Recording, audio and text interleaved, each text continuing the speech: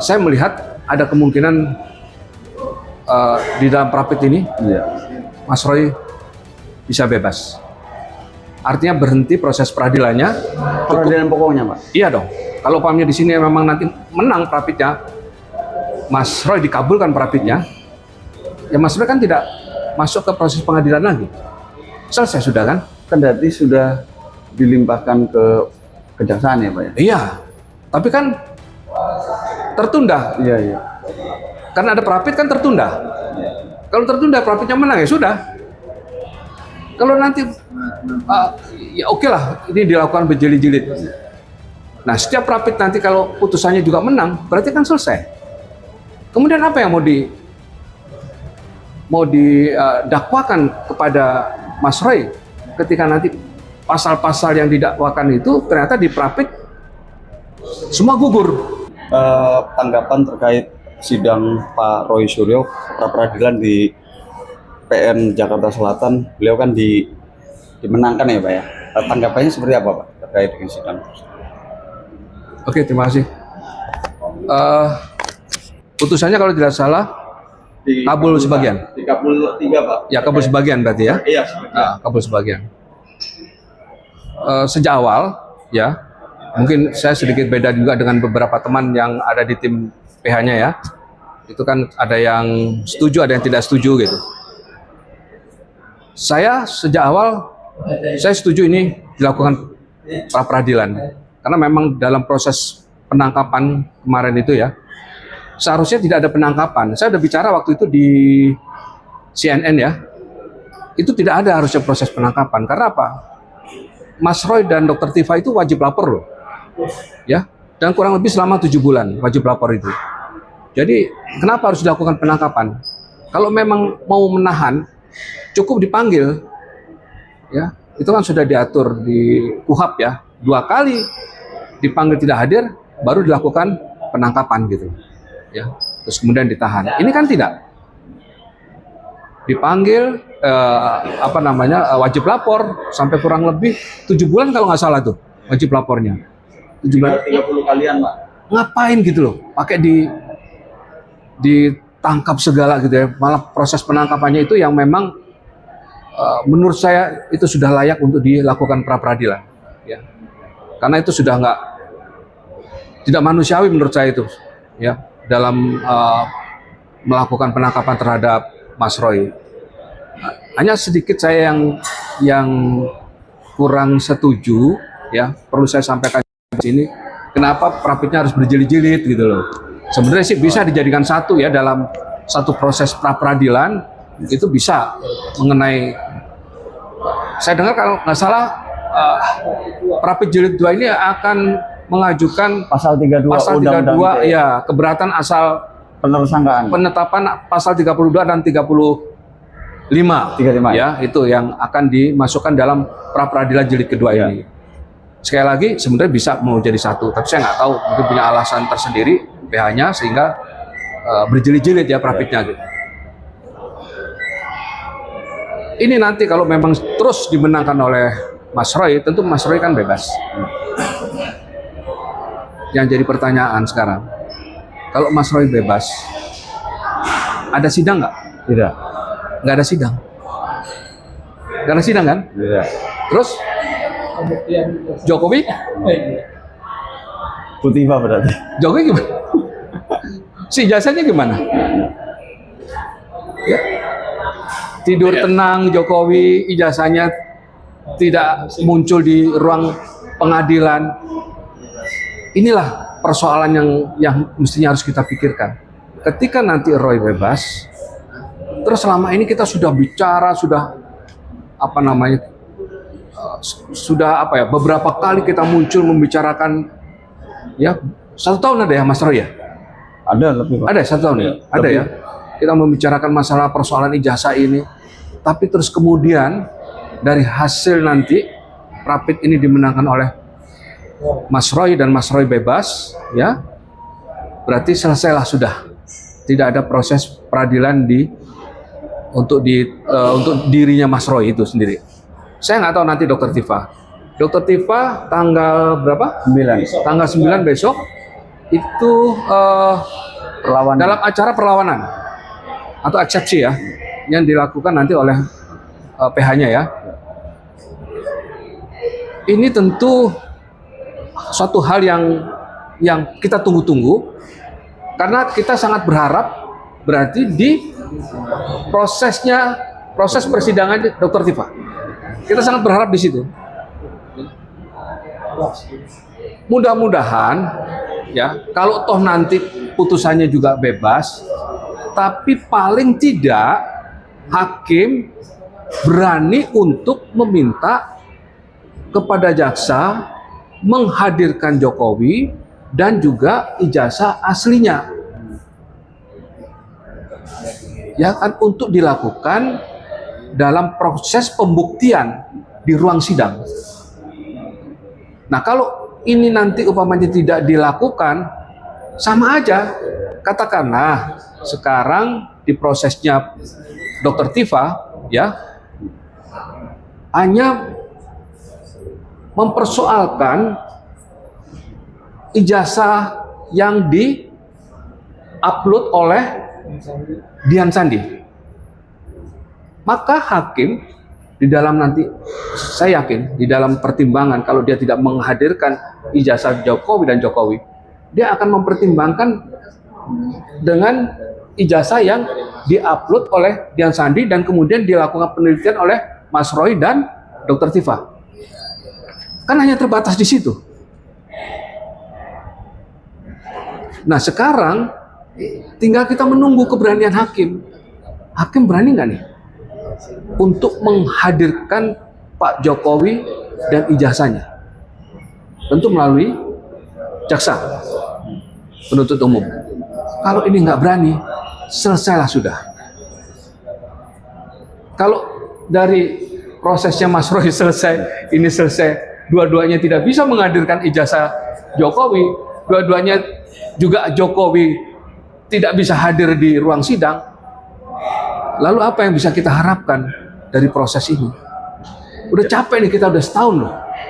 Pak, kalau dari analisis Bapak, apa yang dilakukan oleh Pak Roy Suryo untuk melakukan pra-peradilan yang berkali-kali ini, menurut Bapak apa yang sedang direncanakan oleh Pak Roy Suryo ini? Seperti Bapak tadi kan bilang, ini ketika pra-peradilan terus potensi ada implikasi hukumnya adalah bisa bebas. Sedangkan pengadilan pokoknya itu kan nggak lanjut ya Pak, otomatis ya Pak? Enggak, bukan, jadi bukan karena pra-pid yang dilakukan secara berjilid-jilid ini kemudian bisa bebas, tidak. Artinya saya melihat ada kemungkinan di dalam pra-pid ini Mas Roy bisa bebas. Artinya berhenti proses peradilannya. Peradilan pokoknya Pak? Iya dong. Kalau pahamnya di sini memang nanti menang pra-pidnya, Mas Roy dikabulkan pra-pidnya, ya Mas Roy kan tidak masuk ke proses pengadilan lagi. Selesai sudah kan? Kendati sudah dilimpahkan ke kejaksaan ya Pak ya? Iya, tapi kan tertunda. Iya, iya. Karena ada pra-pid kan tertunda. Kalau tertunda pra-pidnya menang ya sudah. Kalau nanti ya oke lah, ini dilakukan berjilid-jilid. Nah, setiap pra-pid nanti kalau putusannya juga menang, berarti kan selesai. Kemudian apa yang mau didakwakan kepada Mas Roy ketika nanti pasal-pasal yang didakwakan itu ternyata di pra-pid semua gugur. Dan itu bisa aja terjadi. Menurut Bapak efektif nggak Pak apa yang dilakukan, upaya hukum yang dilakukan Pak Roy dan penasihat hukumnya? Tentu kalau kita melihat dari efektif atau tidak efektif, itu kan bisa dilihat dari alasan secara hukumnya, ya. Kita kan nggak tahu nih. Yang lebih tahu kan PH-nya ini, ya kan. Mungkin ada beberapa alasan-alasan tertentu. Kalau kita bicara soal efektif waktu, tentu tidak efektif. Kalau menurut saya, tidak efektif. Kalau kita mau melihat dari segi waktu, ya. Tapi kalau ada pertimbangan hukum yang lain, menurut PH-nya bahwa ini akan secara hukum hasilnya akan efektif, ya bisa aja itu dilakukan kan. Tapi kalau menurut waktu, ya memang tidak efektif kalau menurut saya. Kalau berjilid-jilid. Bahwa menilai ini ada upaya Pak Roy untuk tidak masuk ke persidangan pokok atau seperti apa Pak dengan melakukan upaya-upaya hukum yang lain? Gimana? Menurut Bapak, apakah ini merupakan upaya Pak Roy Suryo untuk menunda, tanda kutip menunda ke persidangan pokok dengan melakukan pra peradilan atau seperti apa? Oh enggak. Saya tidak melihat itu. Saya tidak melihat itu. Hanya memang persoalannya memang banyak sekali yang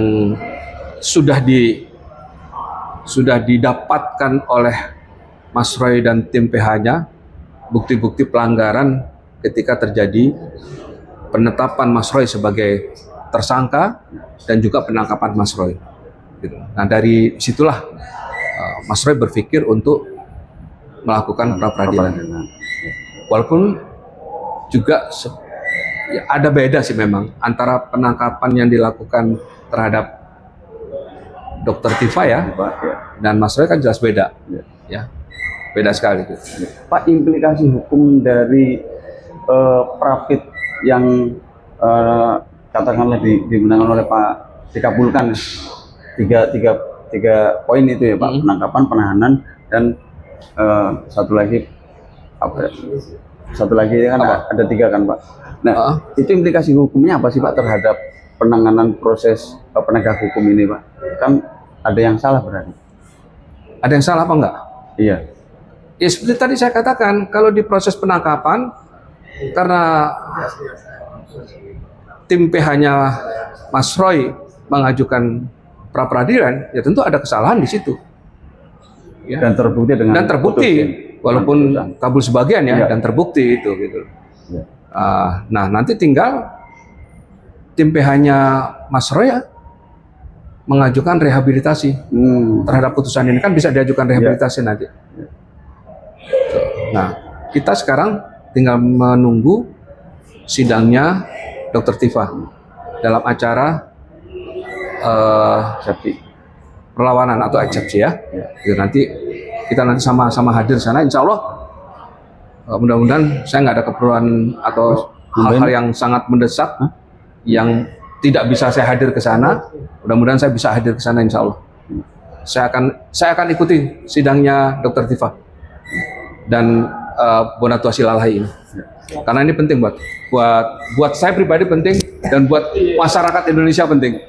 Pak, satu lagi Pak, terkait dakwaan-dakwaan yang terakhir terkait dakwaan-dakwaan kemarin yang dilakukan oleh jaksa kepada Dr. Tifa, banyak sekali kalimat-kalimat yang diulangi ya, seperti misalnya dari ajudannya Pak Jokowi yang kemudian memberikan link kepada Pak Jokowi. Apakah nanti itu Bapak melihat apakah akan ada upaya dari situ kemudian yang dipanggil nanti ajudannya bukan Pak Jokowi, karena ajudannya lah yang kemudian disebutkan berkali-kali oleh jaksa dalam persidangan kemarin?